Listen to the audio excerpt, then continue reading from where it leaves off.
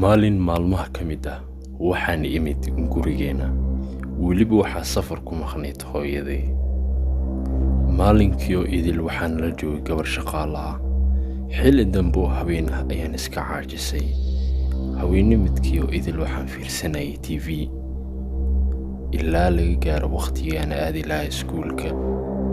Maalinka labaad guriga markaan imaaday xilli ay galabnimo tahay ayaan waxaan arkay in meesha dhan ay isbedeshay.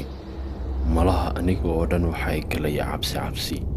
Kadibna ayr ayaan guriga u soo galay. Aad iyo aad baan ula yaabanaa. Meel walba waxay sidii u yaalaan ma isu yaalin. Cidna ma aysan joogin laakiin waxa maqlay hadal. Aniga oo dhan waa fajacay. Albaabka janjartan waa ay furneed.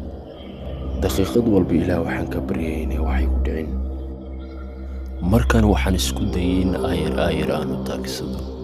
Laakiin mar waliba waxaan ka baqay in waxay ku dhici rabaan oo kale. Waxaan arkay in albaabku uu furan yahay. Si tartiib leh ayaan u dhaqaaqay. Waxaan isku dayay inaan albaabka si tartiib ku furo.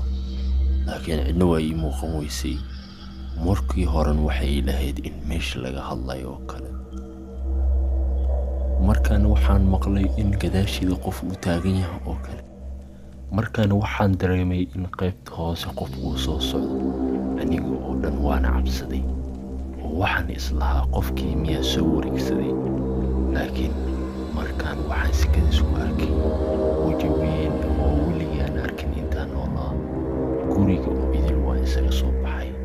Maalinka ayaa igu dambeysay gurigaas oo idil ma aanan ku noqon.